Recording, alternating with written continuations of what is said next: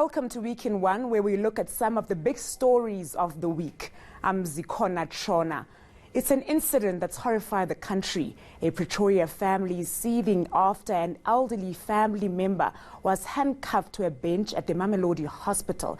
The 76-year-old woman was apparently tied up for hours. A video taken by her family has gone viral.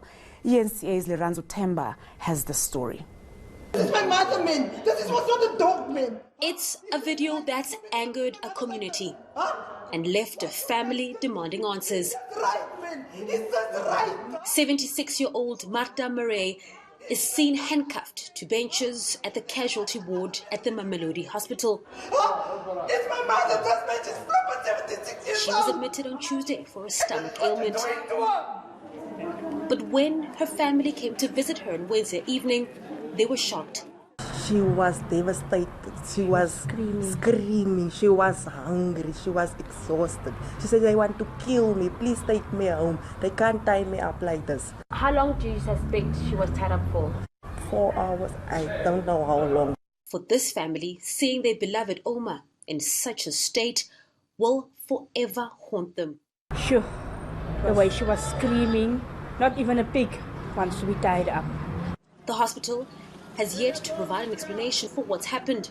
Yeah, we want answers. How can they treat someone like that? Not just my granny.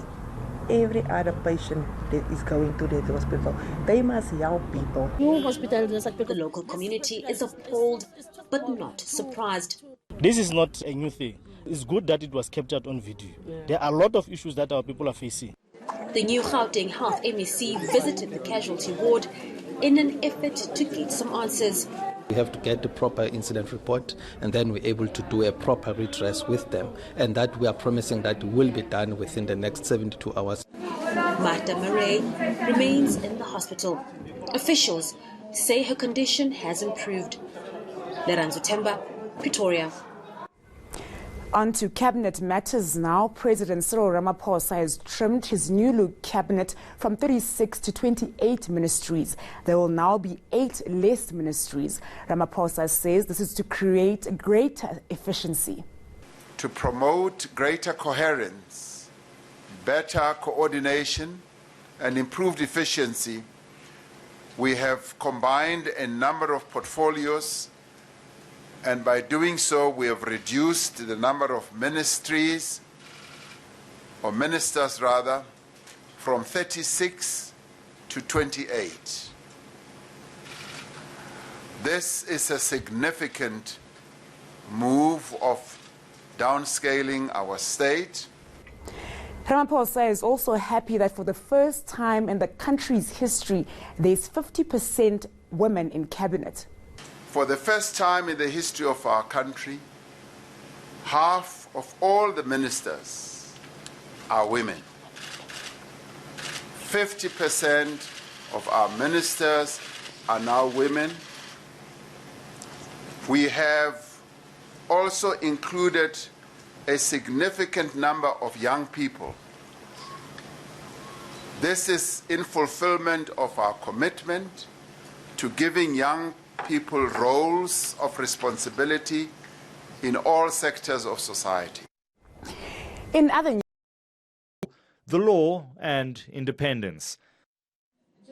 Mkhwebane is finding an unlikely ally in the EFF, which has previously been critical of her. It says having her reports reviewed and set aside are immaterial. It doesn't matter how many times the courts rule against her. She's an incumbent. She must be protected.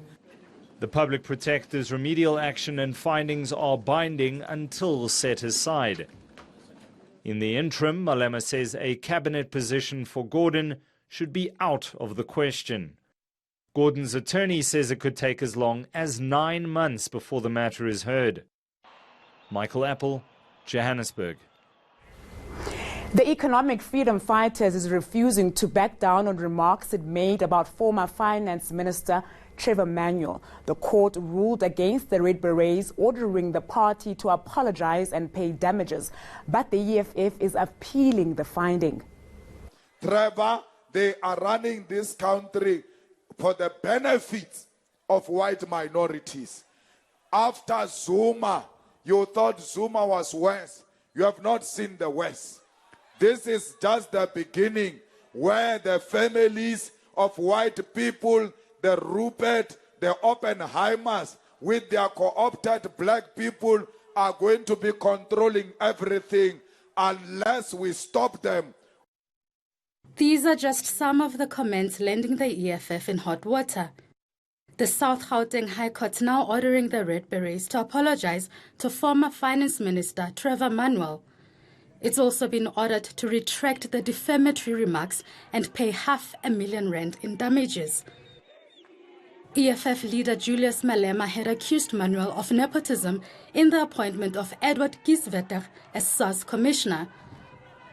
Manuel was also part of a selection panel tasked with finding a suitable candidate for the job. While the panel didn't make the final decision, it made recommendations to the president. The EFF claimed Manuel and Kieswetter are relatives and they have a business relationship. The former minister turned to the court, which has found the remarks have damaged his reputation.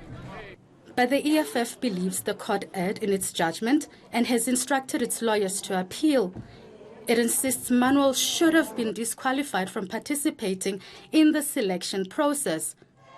The party also says it made the remarks in a political context and it's ready to defend itself in court. Meanwhile, Manuel's indicated he'll donate the money to charity, should it be awarded to him. Coming up, businessman Adam Katsavelos is facing criminal charges for using the K word. That story and more when we return.